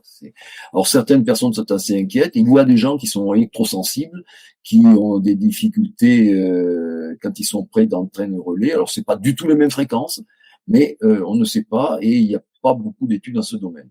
Alors il n'y a pas que ça. Pardon? Je dis il n'y a pas que ça. Oui. Les éoliennes, il n'y a pas que les champs électriques. Il y a aussi tous les phénomènes vibratoires. C'est un mécanisme qui bouge, qui vit, qui tourne, et il y a ce qu'on appelle des infrasons, c'est-à-dire des sons que l'oreille humaine n'est pas capable d'entendre parce qu'elle est inférieure, ce sont des fréquences qui sont inférieures à la perception auditive de l'homme, qui, je crois que le début de la perception doit être autour de 300 Hz ou 400 Hz, quelque chose comme ça, pour les basses fréquences. Là, on est en fréquences plus basses, et en particulier, on a des fréquences comprises entre 20 et 40 Hz, que l'on connaît parce que les éoliennes à terre ont aussi ce problème de basse fréquence. Et ces basses fréquences ont un impact sur la nature parce que ce sont les mammifères marins, donc les phoques, les baleines aussi, puisqu'il y a des baleines qui peuvent passer dans ce secteur-là, communiquent entre elles et se localisent par des basses fréquences, justement. Donc ces basses fréquences, ben là aussi, on ne sait pas qu'est-ce que ça va, quels vont être l'impact sur les systèmes auditifs, sur le système acoustique des phoques qui sont assez nombreux dans le coin. On les voit jusque sur la plage. Vous avez de temps en temps un phoque qui se met sur un caillou en train de déguster un beau poisson. Ce sont des spectacles qui sont assez courants chez nous. Alors, que vont donner ces basses fréquences sur leur système auditif et leur système de... C'est leur guidage, eux, c'est leur GPS, ils se servent de ces fréquences-là comme GPS pour eux. On ne sait pas, là aussi. Et d'ailleurs, le câble sous-marin, son gainage avec le temps, peut-il être usé, endommagé, abîmé? Alors, le gainage, on verra plus tard, j'ai une photo où on montre ce type de câble. Le câble sous-marin, c'est en fait une grosse gaine qui fait à peu près 60-80 cm de diamètre, dans lequel 3 autres gaines correspondent aux 3 phases du courant triphasé, 225 000 volts. Donc ces 3 gaines-là passent à l'intérieur et l'ensemble est comblé par un diélectrique, c'est-à-dire un isolant, qui empêche que les câbles arquent, c'est-à-dire qu'il y ait une étincelle, qu'il y ait un poste à souder qui se crée entre les deux câbles, ou entre le câble et la gaine de ce gros câble, ou avec l'eau. Alors, donc, il y a une première partie qui est la protection électrique des câbles entre eux, c'est ce qui se passe à l'intérieur de la gaine. Et ensuite, cette grosse gaine de 60 ou 80 cm, c'est une protection mécanique, en fait. Une protection mécanique contre la corrosion marine, puisque on est un milieu salin, donc c'est extrêmement corrosif, contre l'abrasion due au courant qui transporte des sables, des morceaux de coquillage, etc. Donc il y a tout un phénomène abrasif, contre un élément accidentel qui pourrait tomber dessus, style un chalut qui vient d'effroter, une ancre qui vient d'effroter, ou des corps morts qui en fond de l'océan vont bouger en fonction des tempêtes. Et si vous avez une épave avec des morceaux d'épave qui se cassent, les courants vont bouger ces morceaux d'épave, et donc il faut protéger cette gaine, d'où l'enrochage qui va participer à la protection de la gaine. Donc il y a un enrochage pour les grosses agressions mécaniques, style épave dont je parlais tout à l'heure, et ensuite cette gaine elle est en matériau inoxydable de très haute performance pour tenir le plus longtemps possible dans un milieu extrêmement agressif. Oui, justement.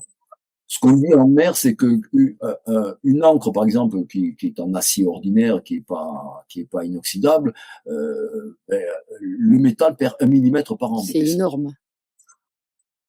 Donc, il est bien évident que la gaine, il faut pas qu'elle subisse cette érosion et cette oxydation de 1 millimètre par an. Donc, ce seront des aciers inoxydables de très haute résistance, de très haut de gamme. D'où le prix de ce câble que j'estime. J'ai pas trouvé trop de fourchettes. ChatGPT m'a donné des fourchettes entre 2 000 et 5 000 euros. Moi, j'estime que ces câbles seront à 5 000 et voire plus euros du mètre. 5 000 euros du mètre. C'est du très, très haut de gamme. C'est de la très haute technologie. Combien de mètres à peu près au total? On a 40 km en mer et 25 km à terre. Donc 40 km entre Je rappelle le poste fixe, il est en fait situé un petit peu, il est côté océan par rapport au premier appel d'offres. Pourquoi? Parce qu'il va être situé entre les deux parcs qui sont contigus. Donc le poste fixe va être entre le parc Bretagne Sud 1 et le Bretagne Sud 2. Donc c'est vrai que par rapport à Bretagne Sud 1, il est au plus loin. Donc ça fait une quarantaine de kilomètres de Donc là. ça représente une petite fortune. Ah ben oui, le milliard et demi l'atterrage offert par RTE aux concessionnaires Pénavel aujourd'hui, l'atterrage est offert et coûte 1,5 milliard.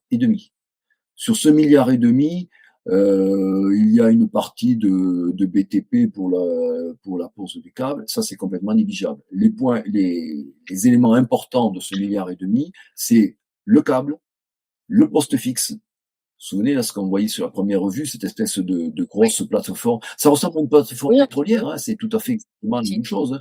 C'est un truc qui est à peu près à 40, 60 mètres d'altitude par rapport au flot et qui fait une quarantaine de mètres de haut, 60 ou 82 long. C'est quand même un gros truc. Une plateforme comme ça pèse entre 5 et 10 000 tonnes. Hein. Vous dites offert, mais en fait, il n'y a jamais rien qui est offert.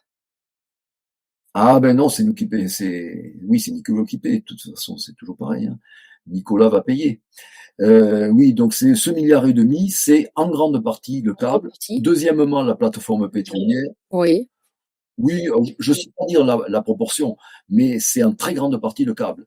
En deuxième poste, ce sera le poste fixe en mer. Et troisième poste, le poste fixe en terre, à terre, à Plouvigné, là où le câble va sortir de terre, va arriver là sur une autre série d'appareils, style disjoncteur, sectionneur, et va rejoindre la ligne haute tension pour le réseau national.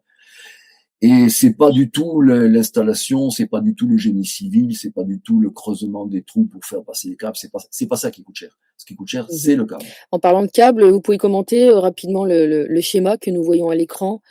Qu'est-ce que vous voulez dire avec? Voilà. Alors là, ce sont pas les câbles, ce sont les chaînes d'encre. C'est pour donner une image plus réaliste par rapport à la vue précédente qui est la vue du site officiel.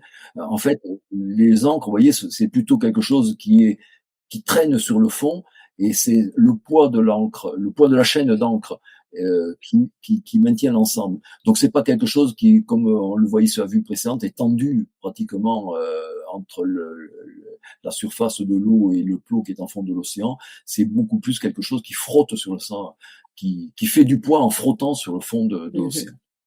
Voilà, donc en fait c'est pas trois, moi là j'en ai dessiné trois, mais en fait ce sont 6 chaînes d'encre, deux par pointe du triangle de flotteur. D'accord. Et c'est ce qui retient. Et donc il faut rajouter en plus le câble électrique qui va partir au milieu de tout ça. Mais qui lui est beaucoup plus petit à côté, le câble électrique. Ce qui est gros, ce sont les chaînes. Les maillons de chaîne sont des chaînes, les maillons font 80 cm ou 1 mètre, quoi. Hein. Chaque maillon va faire plusieurs centaines de kilomètres. Donc vous dites qu'il y en a 6 par éolienne flottante. C'est énorme. D'accord. Les pales non recyclables, très important. Eh bien voilà, un joli cimetière de pales. Alors les pales, c'est un problème. On a aujourd'hui, en particulier en Allemagne, qui ont été les premiers à avoir une grande quantité d'éoliennes installées. Ces éoliennes arrivent en fin de vie là depuis quelques années. On se retrouve avec, je crois que les Allemands ont dû démonter déjà 8000 éoliennes, quelque chose comme ça. Je rappelle qu'il y a 3 pales par éolienne. Donc ça fait beaucoup de pales. Alors les Américains, eux, systématiquement, quand ils démontent les éoliennes, ils en démontent pas mal aussi. Eux, ils les enterrent, ils cherchent pas à comprendre. Ils font un trou, ils mettent les pales dedans, ils écrasent tout ça et puis ils mettent de la terre par-dessus. Nous, on sait pas trop. Des fois, on les enterre, des fois, on essaie de les brûler. On s'aperçoit que c'est pas génial à brûler parce qu'il y a des mélanges de relativement toxique, oui, parce que c'est un mélange de bois léger, de balsa. Donc c'est une déforestation de l'Amazonie et du Mexique, qui sont les deux gros producteurs de balsa. Quand on faisait du balsa pour faire des maquettes de son petit avion, de son petit bateau, ça bouffait un petit peu de bois, mais pas beaucoup. Quand on met des pales d'éoliennes de, je rappelle, 140 mètres de long minimum pour Bretagne Sud, là, on en consomme beaucoup plus de bois. Donc là, on est en pleine déforestation du balsa.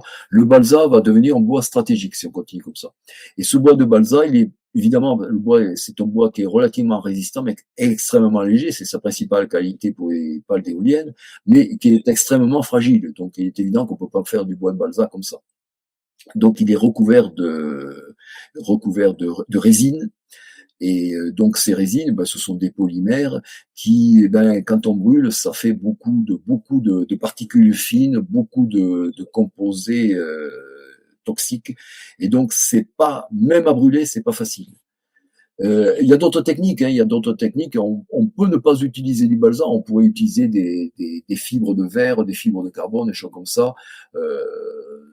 Ça coûte un petit peu plus cher. Aujourd'hui, le balsa coûte moins cher, donc c'est une question de rapport, rapport financier en fait.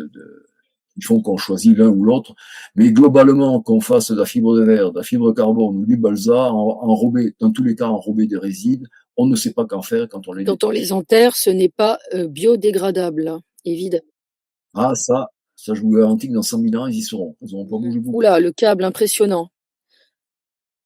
Voilà, c'est lui dont je parlais tout à l'heure. Donc vous avez donc la grosse gaine. Alors, vous voyez que pour manipuler cette gaine, on voit 1, 2, 3, 4, 5, 6, 7, 8 pelles mécaniques qui sont c'est pas des petites pelles mécaniques, hein, ce sont des 15 tonnes à vue de nez, hein, ces pelles-là. Donc c'est de la grosse pelle mécanique. Vous voyez que c'est un gros bébé quand même, le câble. Donc vous voyez les personnes qui sont sur la gauche de la vue, ça vous donne à peu près l'échelle du câble.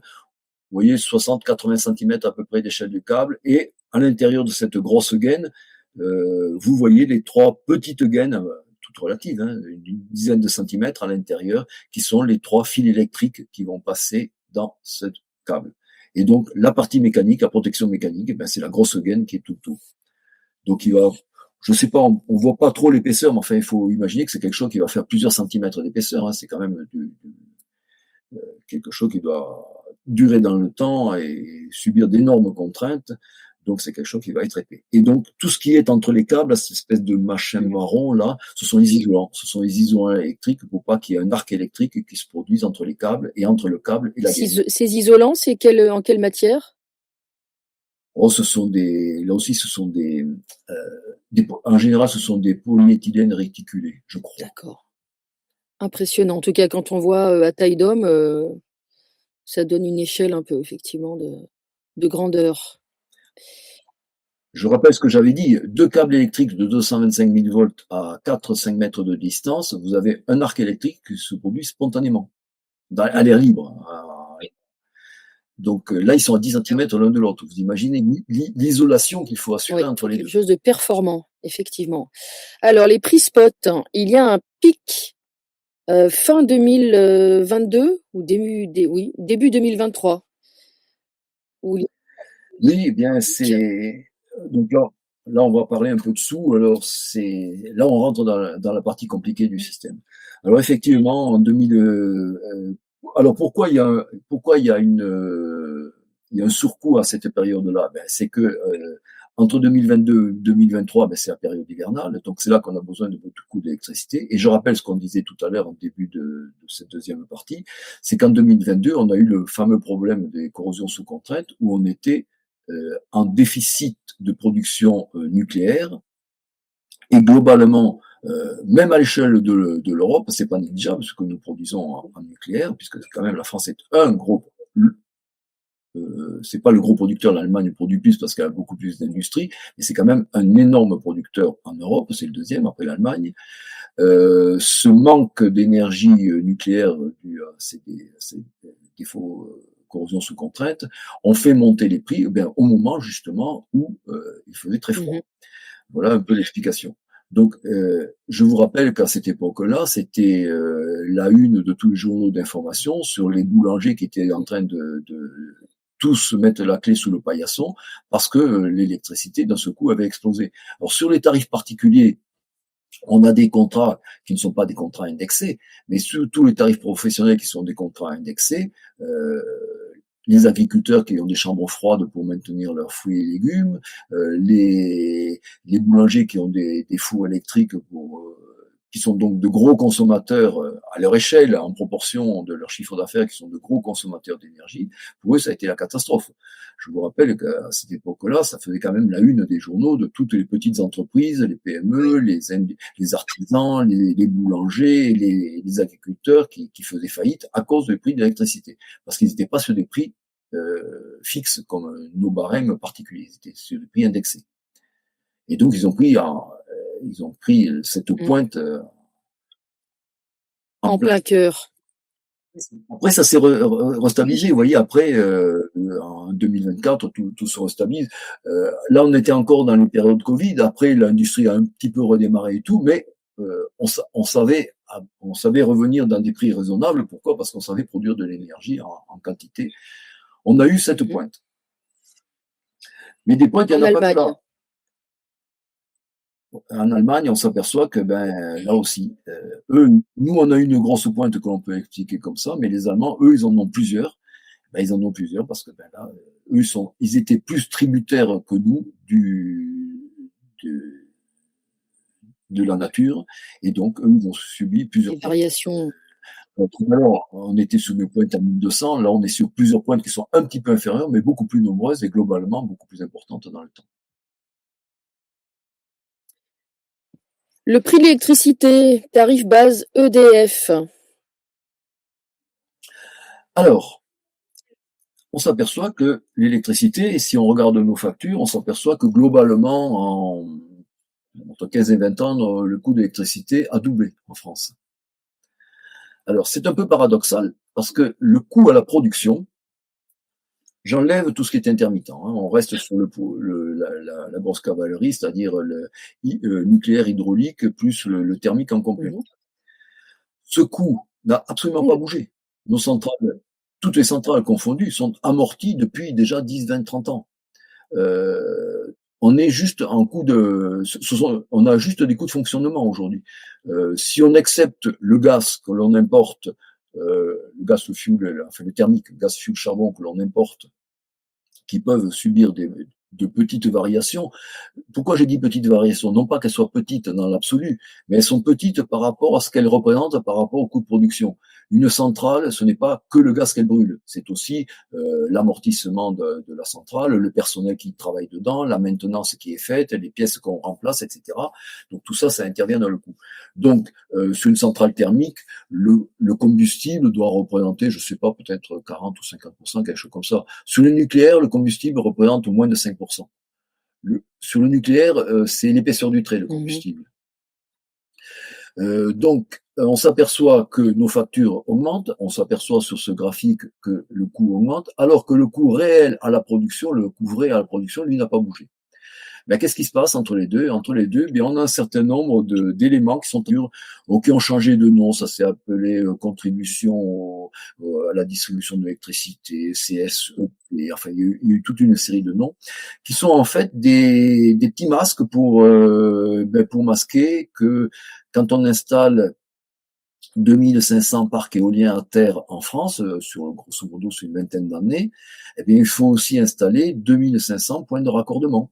2500 lignes électriques pour ramener cette électricité vers le réseau principal dont je parlais tout à l'heure de 125 000 ou 400 000 volts. Mais quand vous êtes, je sais pas moi, sur un sommet des Cévennes ou au milieu de la Creuse, que vous avez un parc éolien qui est à, je sais pas, dans la Creuse, qui peut être à 80 km, 100 km du réseau de 125 000 volts, mais il va falloir construire des lignes électriques, mais pas qu'une, plusieurs milliers, sur des dizaines, voire des centaines, des dizaines de kilomètres. Ça, c'est énorme.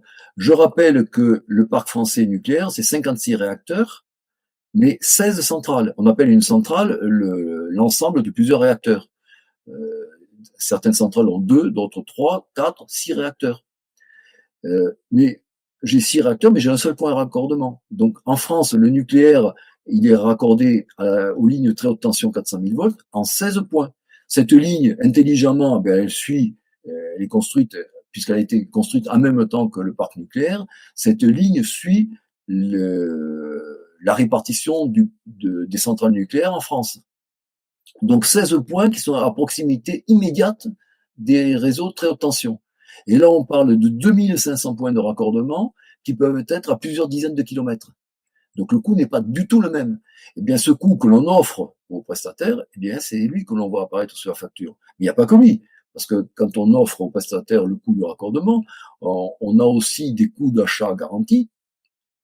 Quand on achète le mégawatt solaire pour les premiers parcs en particulier à 300 euros le mégawatt, alors qu'on produit à entre 45 et 55, eh bien cet écart de prix, il faut le payer. Eh bien, c'est cette courbe que vous voyez là. Et ce sont des décisions politiques sans que le peuple soit consulté. Bien sûr. Alors, pas que politique. Le démarrage, je rappelle, c'est des décisions de la Commission de Bruxelles qui, dans les années 2000, commence à dire il faut mettre le paquet sur le renouvelable, qui ensuite a durci le ton dans les années 2010, et les différents pays d'Europe ont emboîté le pas sous pression de Bruxelles et sous pression de lobbies qui ont été intelligemment placés dans des lieux stratégiques pour, au cours des ans, dire attendez, on n'a pas le choix, il faut passer, faut passer à l'intermittent, c'est ce qui va nous sauver, on n'a pas le choix, c'est ça qu'il faut faire. Et donc ce lobby, il a beaucoup travaillé et il a eu des succès, hein, puisqu'aujourd'hui, c'est rentré dans la tête des gens que pour sauver notre avenir, il faut que notre électricité soit faite à partir d'éolien. Alors, on oublie beaucoup tout le reste qui n'est pas électrique. Oh, ben, on nous vient en nous disant il va falloir transformer les façons de consommer pour passer de plus en plus à l'électrique. Bon, je fais quand même remarquer que faire de la chaleur, bon, je parle pas de pompe à chaleur, mais un radiateur électrique, faire de la chaleur avec de l'électricité, qui est une énergie extrêmement noble, c'est pas le plus intelligent, surtout si cette électricité, à un moment, elle a été faite par du fioul. Autant brûler le fioul directement pour faire de la chaleur sur place. Il y a quand même des rendements sur l'ensemble de la chaîne de production, de la chaîne de distribution, qui sont pas très intelligents. Donc aujourd'hui, la politique, c'est de dire on veut décarboner toutes les énergies et donc il faut convertir une partie à l'électrique. On en reparlera quand on parlera de l'avenir de la production et de la consommation d'électricité. Donc pour l'instant, on parle des prix. Les prix, ils ont augmenté, ils ont globalement doublé. Alors ça se voit aussi quand on compare de pays à pays.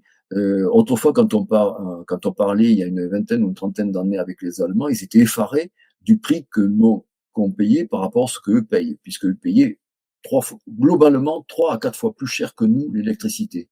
Oui, à l'époque. L'écart, c'est extrêmement réduit. Mmh. Eux, ils n'ont pas beaucoup augmenté, mais nous, on a beaucoup augmenté. Nous, on les a rattrapés. Cette facture qui a doublé, est-ce dû aussi à des taxes?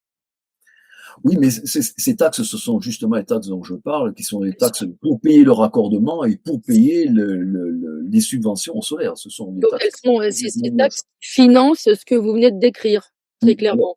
Il y en a une, je vais en parler anecdotiquement, mais pas m'appesantir dessus. Il y a une de ces taxes qui est faite pour payer la retraite des anciens fonctionnaires de l'EDF, enfin un truc comme ça. Ils ont passé ça sur une taxe. Bon, c'est pas la plus importante, mais il y a un truc bizarre avec ce truc-là. Bon, on a réussi à faire passer ça sous forme de taxe. Mais bon, ça reste anecdotique. Anecdotique, mais tout de même. Eh bien, on va faire une petite conclusion. Je vous laisse le mot de la fin, cher Christian Ponce. Mais le mot de la fin, c'est que, oh, je vais dire, quand on a un parc éolien ou un parc solaire qui est injecté sur le réseau, qu'est-ce qu'on gagne? Est-ce qu'on gagne de l'argent? Mais on arrête de faire tourner ou on diminue le fonctionnement d'une centrale nucléaire. Mais les gens qui sont dans la centrale nucléaire, on continue à les payer. L'amortissement de la centrale, on continue à payer. Le carburant, on a vu que ça coûtait presque rien. De toute façon, que la centrale fonctionne à plein pot ou qu'elle fonctionne pas, le carburant s'use pratiquement, le combustible nucléaire s'use à peu près de la même façon. Un petit peu moins, mais c'est relativement négligeable. Donc on a un truc qui nous pollue, qui nous coûte cher, qui sert à rien, et quand il produit, ça rapporte même pas de l'argent. À quoi sert-il? C'est la question. Je pense qu'il y a quand même des gens à qui ça doit servir. Forcément, forcément. Sinon, ça passe. financièrement, sinon ça ne passerait pas en force de la sorte. On peut vous contacter, Christian Ponce, Oui, à l'adresse suivante, snop91@orange.fr. Snop, c'est Ponce à l'envers. c'est ça. Qui peut vous contacter et pour quel sujet? Moi, si les gens peuvent, alors, il est évident que si 500 personnes me posent des questions auxquelles il faut répondre pendant un quart d'heure, je n'y arriverai pas.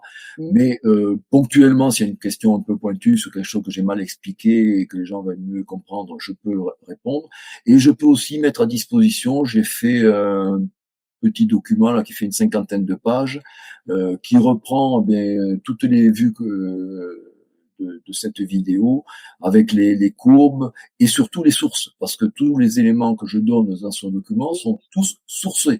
Et ce sont pas des sources bidons. J'essaye, pour 80% des documents, ce sont des sources RTE, c'est-à-dire on peut pas faire plus officiel en France sur l'énergie. Donc tout est sourcé. Et donc si quelqu'un veut avoir ces documents, eh bien je les mets gracieusement à disposition. Il faut qu'ils servent. Alors, ce sont des documents qui sont complètement personnels. C'est une recherche 100% personnelle. Je suis pas allé voir sur notre site les arguments qu'ils ont fait. Je connais leurs arguments, mais je me reconstruis mon argumentaire de manière à être différent des autres. Si c'est pour recopier ce qu'on font quelquefois aujourd'hui les journalistes, en se recopier entre eux, Mmh. en source primaire, secondaire, tertiaire, quoi. Non, ça va. Non, moi j'ai recréé, je suis allé analyser ce qui se passe le 14 janvier 2025 sur les courbes de RTE et je le commente à ma façon. Alors, bon, après, ça peut être critiqué, chacun peut voir une autre façon de voir. C'est celle que j'ai faite et que je mets à disposition. Très bien. Et j'ai tenu à ne pas repartir sur d'autres éléments déjà existants, parce qu'il y a des dizaines de gens qui font des argumentaires, qui font des vidéos, qui font des livres, etc. J'ai voulu faire un truc complètement différent. Et personnel. Et pour terminer, vous avez des manifestations, il y a beaucoup de mobilisations en Bretagne, vous voudriez en parler pour conclure? Oui, oui, oui. Alors en ce moment, on en a fait déjà plusieurs. On a fait une quinzaine de jours, une journée sur la plage de Quérillo, là où le câble va atterrir. Mmh. Le télégramme de Brest a annoncé une présence entre 1000 et 1500 personnes. Mmh. Je pense que c'est assez réaliste. Ouest France nous a un petit peu plus. Je pense qu'ils sont pas venus à la bonne heure. Ouest France, ils ont annoncé 300 personnes, 350 personnes. Je pense qu'ils sont pas venus à la bonne heure. Ça, c'était le passé. Maintenant, l'avenir, là, il va y avoir une mobilisation qui est en train de monter en puissance, et une mobilisation des associations, des maires, des collectivités telles que les collectifs de communes, le département. Alors les prochaines dates, nous ici à Carnac, on va faire une réunion dans une salle qui nous est prêtée par la mairie, une journée complète, mercredi 11, où on fera des vidéos, des, des questions-réponses, des présentations, plusieurs associations seront présentes, présenteront chacune leur argumentaire. 11 février 2026. 11 février à la mairie de Carnac toute la journée. 11 Mmh. février 2026. Et cette manifestation, il y en aura une autre d'ailleurs à Carnac qui aura lieu le vendredi 13, en fin d'après-midi, en début de soirée. Et ces manifestations-là, hier on était sur un marché, on avait un stand sur le marché de Carnac où on a eu un assez bon succès. Le but de ces manifestations, c'est de mobiliser pour le 14 février à Quiberon, sur la grande plage de Quiberon. Là, c'est une manifestation qui est à l'initiative des maires de la communauté de communes ACTA, c'est-à-dire Auray-Quiberon, Terre-Atlantique. C'est 24 communes plus 4 communes associées de Belle-Île qui sont à l'initiative de cette grande manifestation. Alors là, on pense avoir du monde. Et donc, on travaille pour la mobilisation de ce 14 février. Mais c'est pas tout. Derrière, Pénavel aujourd'hui, c'est-à-dire le consortium qui a eu le Bretagne Sud 1, Pénavel aujourd'hui se dit, bon, la mobilisation, on voit bien que ça monte, on va faire le dos rond, ça va se calmer, attendons quelques mois, ça va se calmer. Bon, on va voir. On va voir. On va faire ce qu'il faut.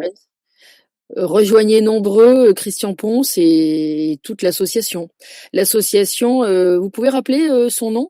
Oui, il y en a plusieurs associations. Vous avez Gardien du Large, vous avez Pied Bien, vous avez Jean de Bretagne, Donc aujourd'hui, et plus des associations spécifiques dans les îles. Donc moi, je vous dis, toutes les associations sont bonnes, et si vous adhérez à toutes les associations, c'est encore mieux. C'est parfait, ce sera le mot de la fin. Je vous remercie beaucoup, Christian Ponce. Merci à tous et n'hésitez pas à me contacter. Au revoir.